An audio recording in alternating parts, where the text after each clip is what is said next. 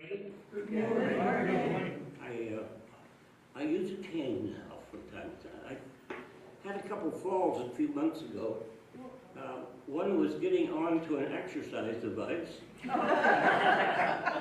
the other was getting out of a jacuzzi. So it wasn't for trying to stay in shape, I'd be in better shape. But this is a special cane. They don't call them canes anymore, by the way. They're walking companions. And this is a very Irish one with the Irish wolf on it and such, and it's beautiful. I'll show it to you. Of all things, it was made in Ukraine. Well, it's great to be here again. It's been a long time since we were here. Too long. This is such a beautiful place. I feel so. We haven't been there for a long time, but when I walk in, it's just like we've never left. It's just that beautiful. Today we're going to, being Palm Sunday, we're going to start with those famous words often used on Palm Sunday, words of Jesus on the cross. My God, why have you forsaken me? Terrible feeling. But I wonder how many of us have ever been to that position, that they felt that God was not with them, which was never true, but the feeling. In fact, sometimes we even go to all the trouble of climbing up on the cross. We feel so bothered by people and such. And hopefully you have a friend that will tell you that you've been up there long enough, it's time to get down.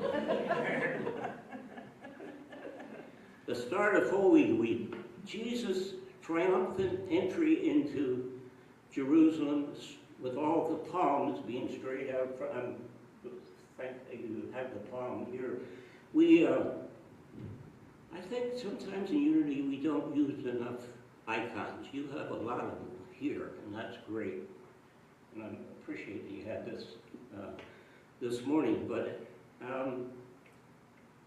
we don't, I think, have enough tradition. Of course, I grew up as a Catholic, so I'm a little bit biased in that regard.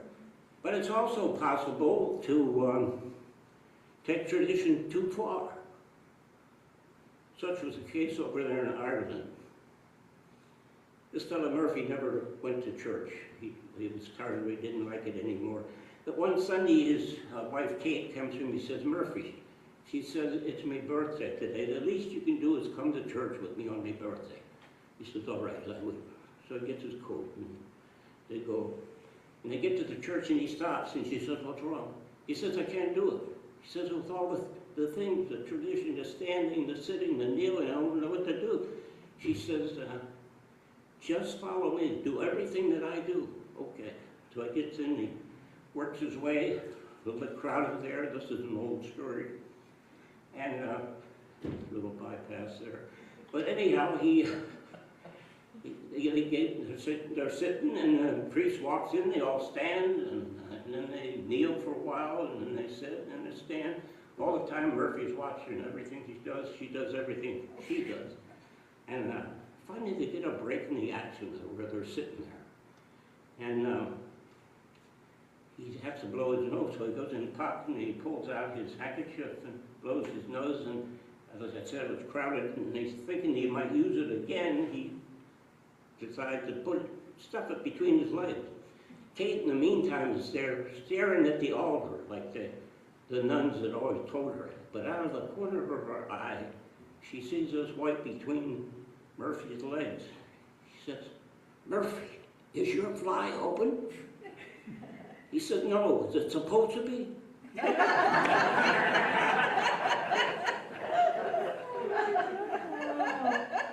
We can carry tradition too far, but shame on me for making light during Holy Week, you know, telling the children. My sainted mother, who's in the heavens, wherever they are, would forgive me. I know she will, because she's had a lot of practice over the years. But not so much in the last many years. In fact, last week, I celebrated my 39th birthday. Wow. It's been a wonderful time. I've been married to my wife for 37 years, and the numbers work out. She came at the right time. Holy Week is a joyful, confusing, tragic, triumphant week. The joyful entry of Jesus into Jerusalem. The long-awaited Messiah coming, but he's riding on a donkey. Didn't seem to make sense. In fact, in the Gospel of Matthew, if you read it exactly, it says he was riding two animals, like a circus trick. This is the way it reads. The disciples went and did as Jesus directed them. They brought the donkey and the colt and put their cloaks on them, and he sat on them. Confusing, huh? But Matthew was a Jew, and speaking to Jews, and incidentally, I probably take too much pleasure in this, but often with some of my fundamental friends, I tell them that, mention to them that Jesus was a Jew. They kind of flinch when I say that. You know. But he was. In fact, and don't tell this in the grocery store, but somebody might overhear you, Jesus was not a Christian. Jesus was a Jew. But Matthew's talking to the Jews, and the Jews were kingdom people, and they were expecting a king. And here Jesus arrives in this great, important, not like a king entering the capital, but he's riding on a donkey. Mark's gospel says that Jesus rode a colt upon which no one had ever sat.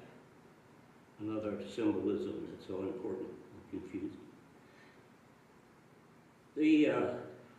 The thing that's confusing about it, so often many things that come from the Hebrew Bible, the Old Testament. And so I read from Zechariah. It says, "Lo, your king comes to you, triumphant and victorious is he, humble and riding on an ass, on a colt, the foal of an ass." But Jesus did not wish to be a king. Kings can disappoint you greatly. He taught that the very kingdom of God is in each and every one of us, so we need not look any further. We need only to remember that. But Matthew was a scholar, and so he takes from the Hebrew Bible literally. Jesus' entry seems to be a deliberate reenactment of that prophecy back from Zechariah.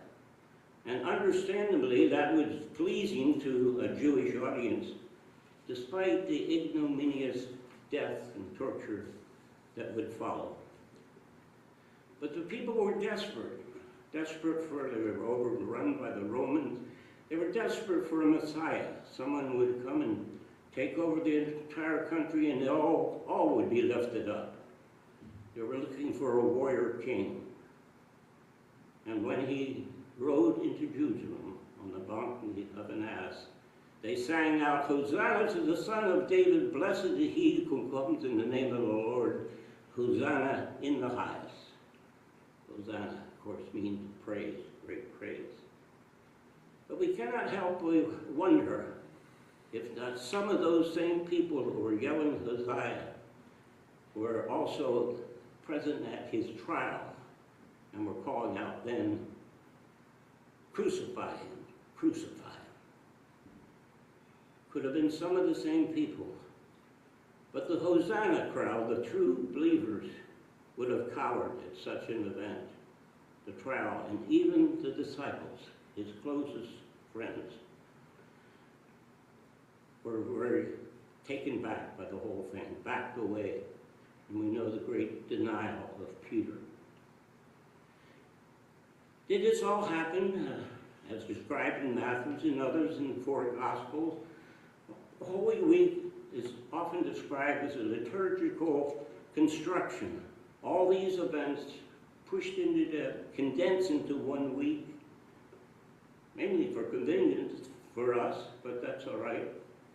What is important, it allows us to focus on the most significant to us events in history. The most significant events in history to us, and really to most of the rest of the world. It allows us in this very short journey to go to the very heart of our beliefs. The triumph, the disappointment, the suffering, the crucifixion, the death and resurrection, the very meaning of our lives. We go through these things throughout our entire life. And Holy Week can be like a great pilgrimage.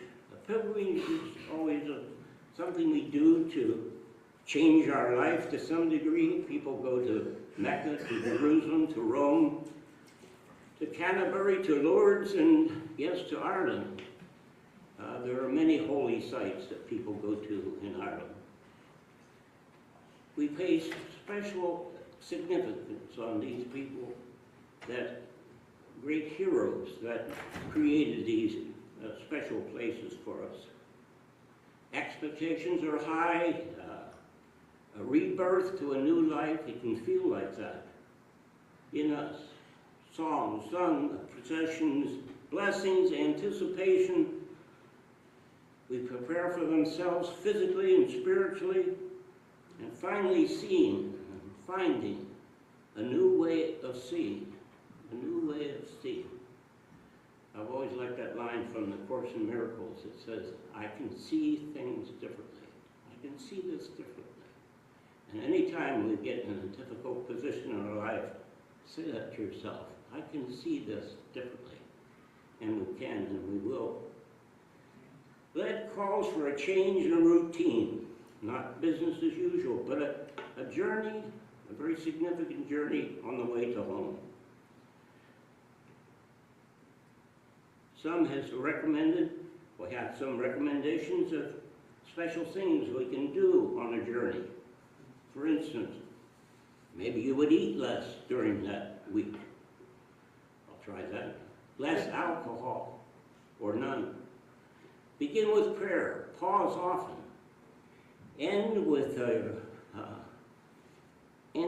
Begin the day recognizing who you are and what you are, and then at the end of the night, release those things you don't need to carry forward.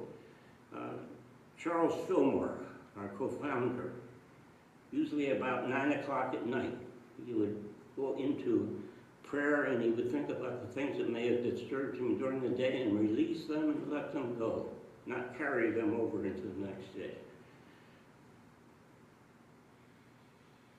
You might make some special calls to people that you haven't talked to for a while.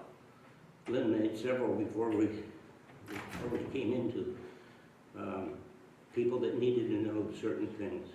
Drive less and walk more. That certainly would be very good now with the price of gas. But pause often. We come to your senses and feel the very love of God all around you. I open with that cry from Jesus on the cross. The words from Psalm 22 is where it comes from. My God, why have you forsaken me? Why have you so far gone from helping me?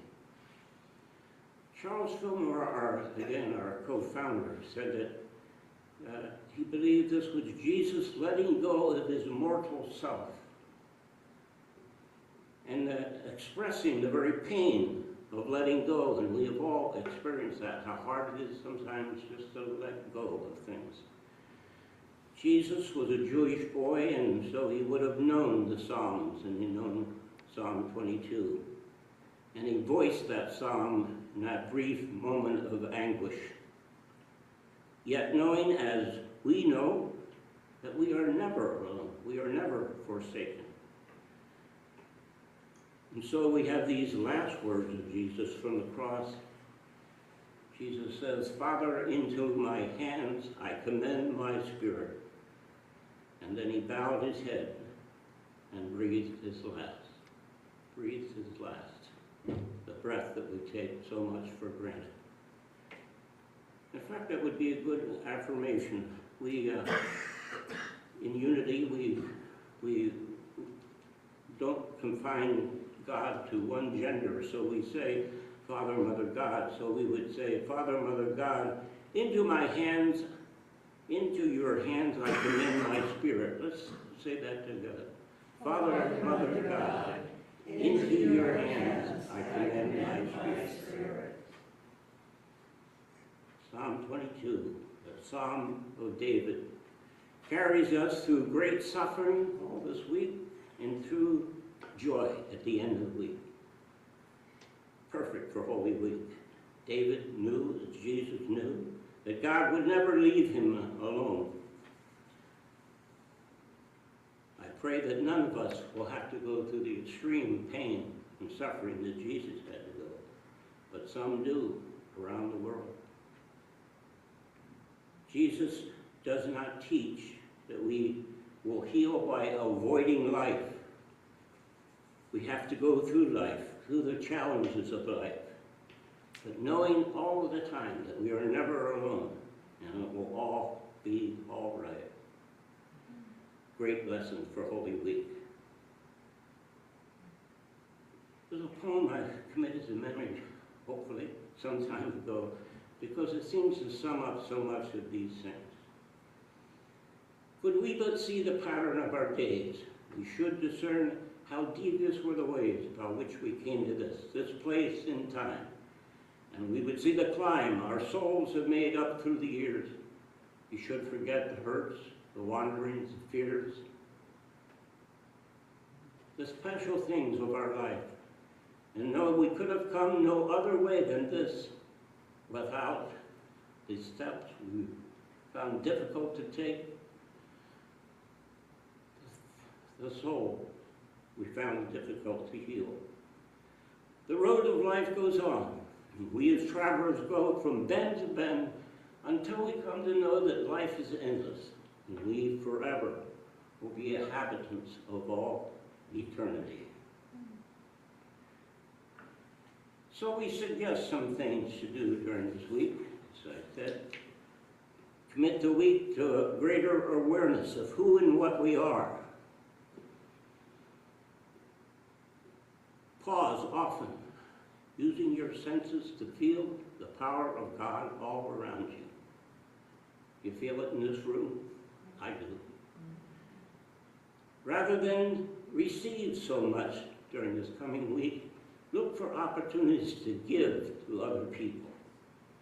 Change your routine for the week. Take better care of yourself. Be careful getting on your exercise device. Make Easter a time of celebration that lasts, that extends beyond sunset on Easter Sunday day. Let it ride on through the rest of the night. Do these things, and pilgrims, I promise you that you will feel blessed beyond your wildest imagination. I can promise that because I know it's the truth. There's a song we used to sing in Unity. I hadn't heard for some time, but it came to my mind. You've heard the word and know it's true, and now it lives inside of you. It's calling you to come away. Now, will you come or stay? Will you come or stay? Holy Week invites us to move off our all too comfortable routine, our comfortable place. Have the courage to move forward to higher ground, closer to God, closer to yourself, closer to home. So we ask ourselves, will we come or stay? Which way? That's the good news for this Palm Sunday. I'm so glad to be here with you. God bless all here and all those with whom we pray. Thank you.